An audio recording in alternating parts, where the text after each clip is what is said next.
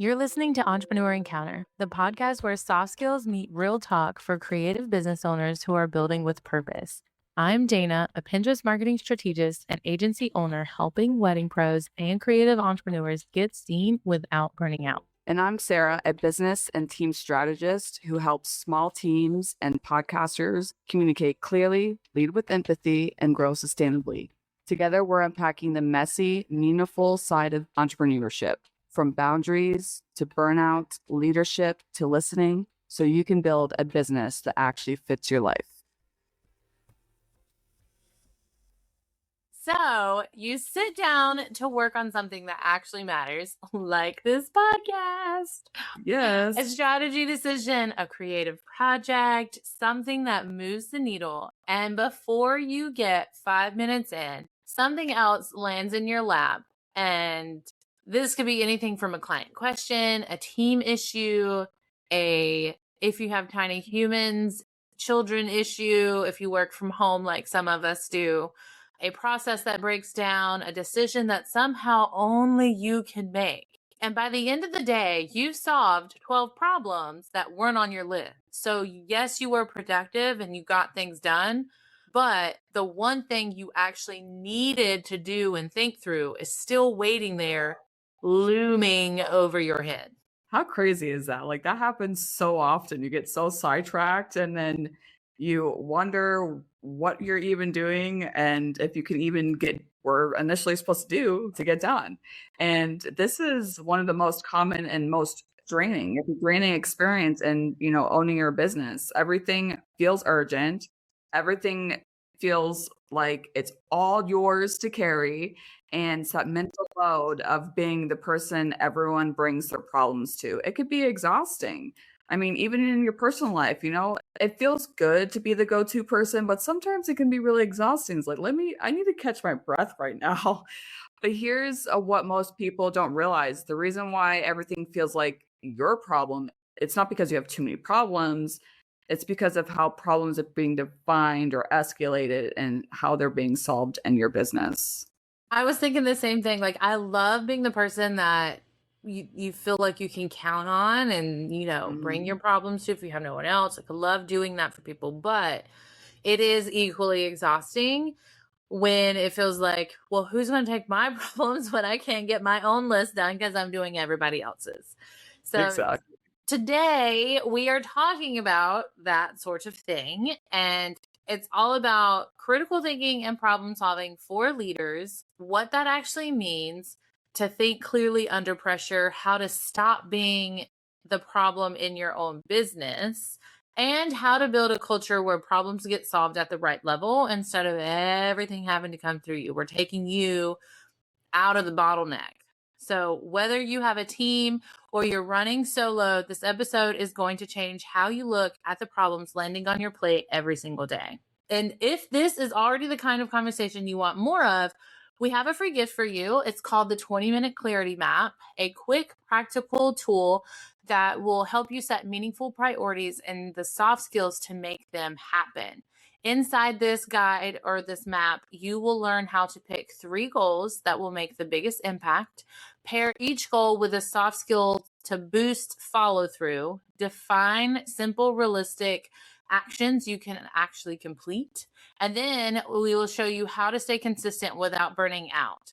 So the link is going to be in the show notes. Go sign up and we'll see you in your inbox. So today we're going to cover why everything feels like your problem and what's actually driving that, the difference between reactive problem solving and critical thinking, how to assess and solve the right problems at the right level, and how to build problem solving capacity, whether it's just yourself or if you have a team. Let's start with something that I think we as business owners tend to feel, we feel almost shame or like guilt. We look at that negative self-talk when everything feels like it's on you, like you're solving all the problems.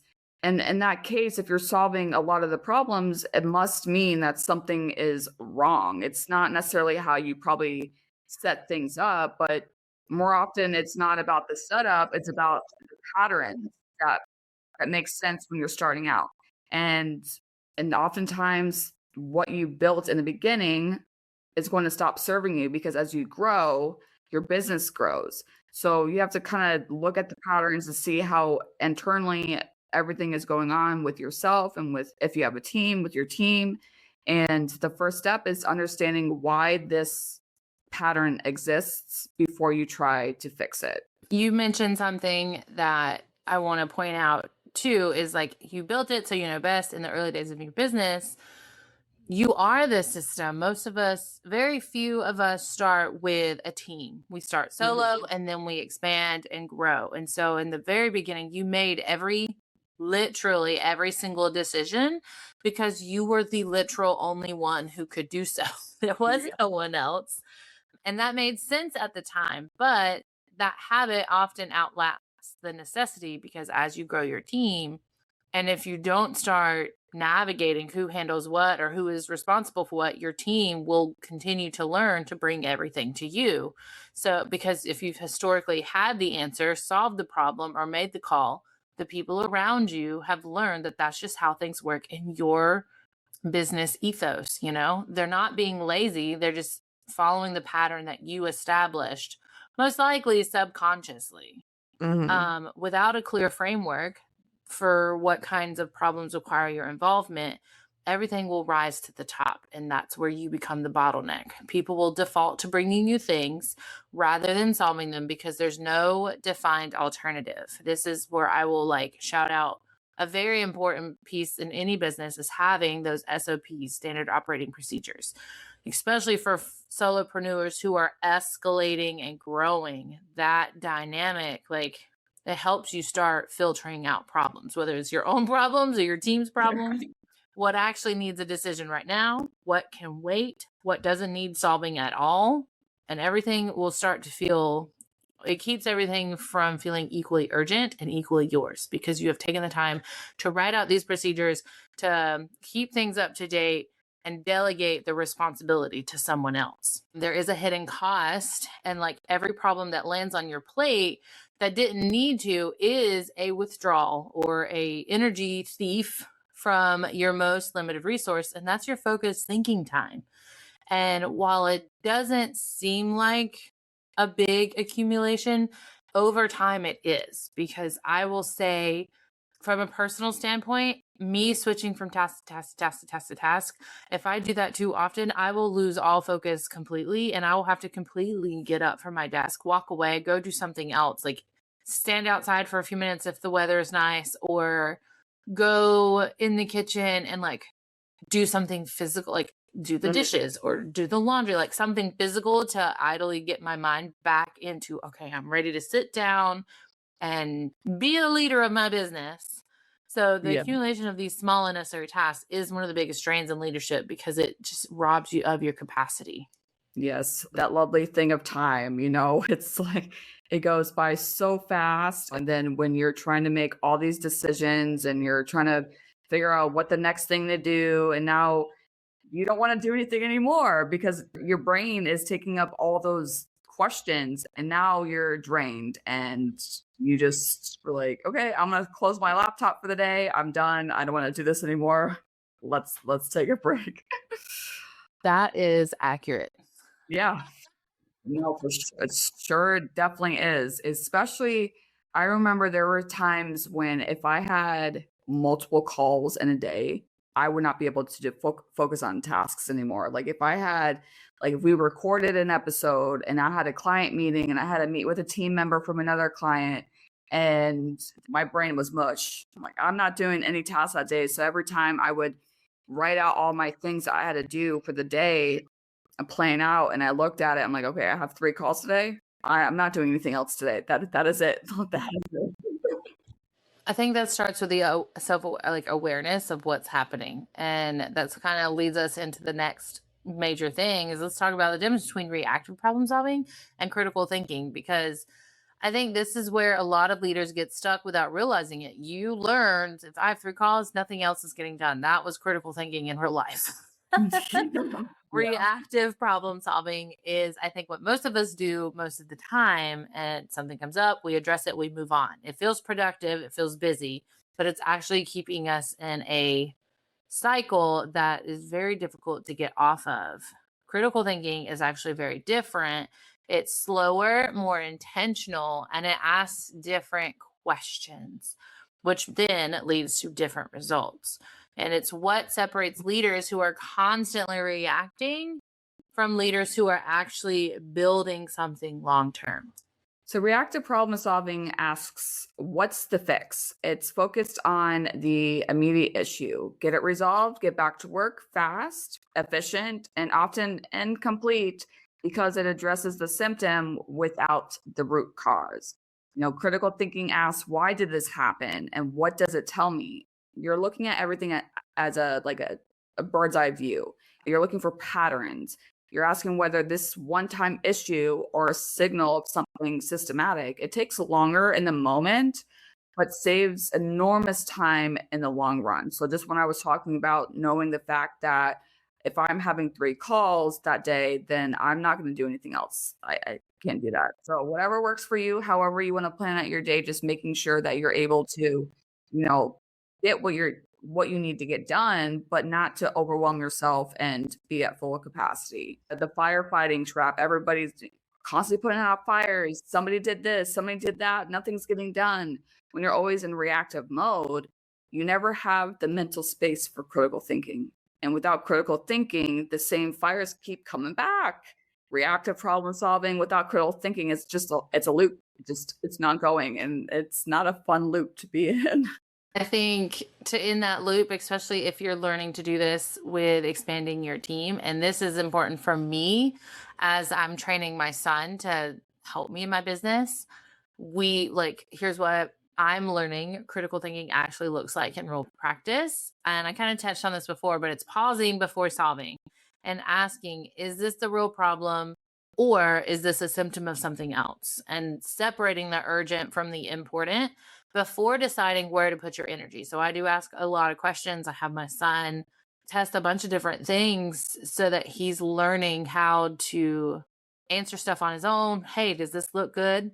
Does this not look good? Because I do Pinterest graphics, and he does help me with that sometimes, of like moving the content over. And so I'm starting to train him on how to do the graphics themselves. And so, is this a major problem? Oh, I lost something. Well, let me teach you how to do it. And then you can think, is this an emergency or is it not? And then asking what would need to be true for this not to be a problem. And that question often reveals a lot of the root causes: lack of training, lack of confidence, something. And then looking for patterns across multiple problems rather than treating each one in isolation, because they're probably related to each other in some way, shape, or form.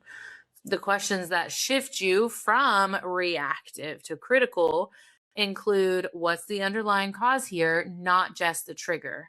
Has this happened before, and how often? If I solve this the way I always have, will it come back? This probably should have been at the top. And then what would solving this permanently actually require? So here is something with all of those that I've shared. Like, here's what I want you to ponder on this week. Specifically, what problems keep coming back? Because if it's something that keeps showing up, you haven't properly solved it. You probably just put a Band-Aid over it. You've managed it just a little bit.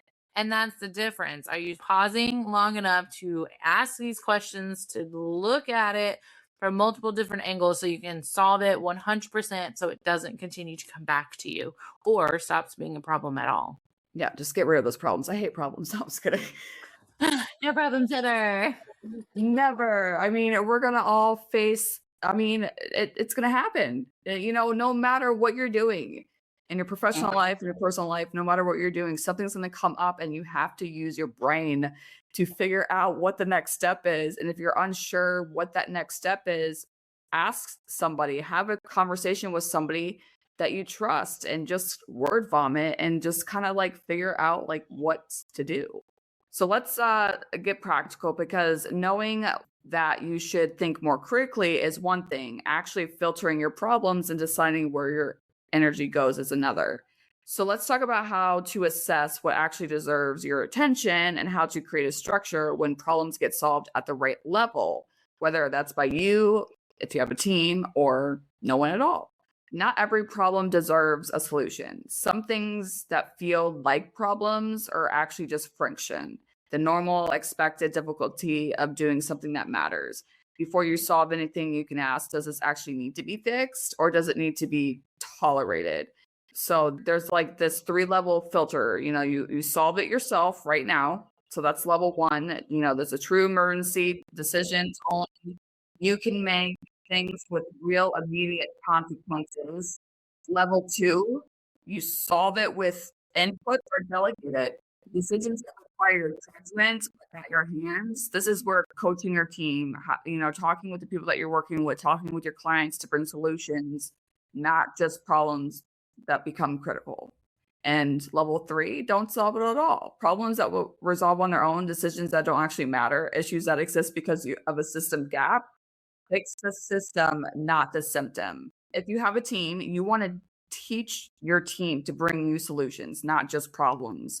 One of the highest level shifts a leader can make is changing the expectation from bring me that problem to bring me the problem and your best thinking on how to solve it. This builds critical thinking, capacity in the people around you.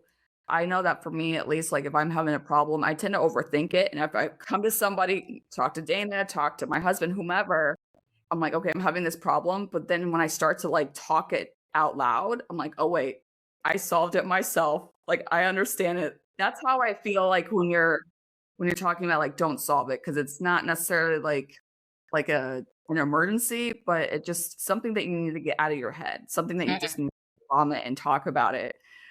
For those that are, solopreneurs, before you let a problem take up your mental capacity, run through it. Just like I was saying, like, does this need a decision today? Is this actually in my control?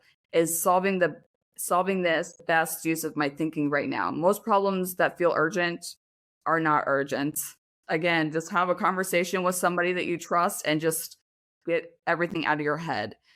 I think things like that, this question specifically, does this need a decision today? If not, put it on your L10, your IDS section, identify, discuss, and strategize, and put it on there so that you and whoever's on your team, when you do this meeting, can talk about it, identify any root causes, discuss solutions, and then implement those solutions.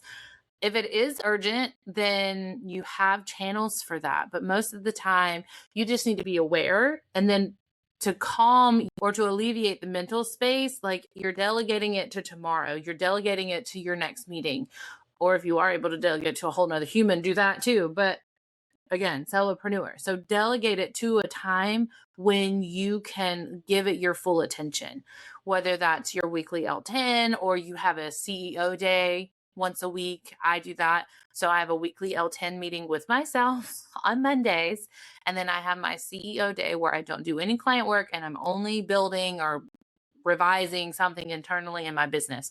So those are the 2 times where if it's not something urgent, it gets pushed to those 2 days for me to solve then. Mm-hmm. Yeah, no, for sure. And we actually did an episode on that. So we will link that down in the show notes so that you can go look at that, watch it, listen to it, and understand what that is and how that can work for your business. The last piece I want to talk about is building problem-solving capacity, which that was the perfect segue, actually, in your team and in yourself, because the goal isn't just to solve today's problems better. It is to become the kind of leader and business that handles problems well over time, not just the one and done, because problems, no matter how much we solve them, will continue to rise in some way, shape, or form. And so that's more of a culture thing and a habit building thing and a soft skill teaching thing.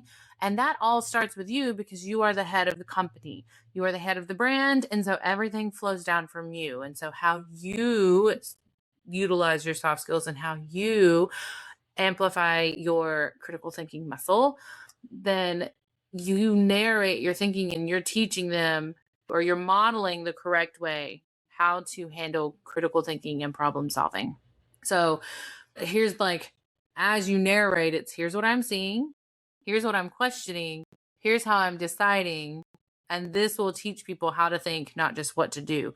They will want to emulate that because you'll be handling things in a much more composed manner. And this allows you to reward the process and not just the outcome. Because if someone on your team makes a thoughtful, well-reasoned decision that doesn't work out, and you constantly respond with disappointment about just the result, you're training them to avoid making decisions because they're learning to expect that disappointment. You want to reward the quality of thinking, and the outcomes will follow that. You want to create safety around being wrong. Everybody makes mistakes. And I've seen this so many times in the workplace, you know, the jobs that I've had, the clients that I've had, all the things. And, you know, you have to be okay with the people in your space making a mistake. We're all humans. And critical thinking requires the willingness to be wrong. We're not all right all the time. Sure, I could be cocky and say, I'm right, you're wrong. Like, no, we're not going to do that. So you want to be able to allow those in your space to test an idea, have it fail, and try again. I mean, Dana and I, when we started this podcast, we had no idea what we were doing. Yes, the sound probably sucked, and we didn't know, you know, like the way that we did things probably weren't as good. You have to be willing to test that idea and be okay with the fact that it's going to take a bit to grow. And if people, you know, in your space, if you have a team, your clients are afraid of being wrong, they'll stop thinking critically and just play it safe. And that, let's not do that, because as you grow, you have to be in that growth mindset. You have to be willing to, okay, I'm wrong, and that's okay that I'm wrong, and have conversations around that and be like, okay, it's fine. You want to build the reflection into your rhythm. The most critical thinkers aren't smarter. It's just the way that they move and reflect that. They take time to review what happened, what worked, what didn't, and what they do differently. I mean, going back to the L10 meetings, that's even 20 minutes by yourself and just looking at what's going on in your business and figuring out solutions and coming up with different ideas. For solopreneurs, invest in your own thinking skills the same way that a leader invests in their team. You know, read, get a book, you know, like ask hard questions. I'm all about asking hard questions because I want to understand, I want to learn. And how else would we learn if we don't ask questions? You know, find thinking partners, you know, your peers, get into a networking group who will challenge your assumptions and help you see what you're missing.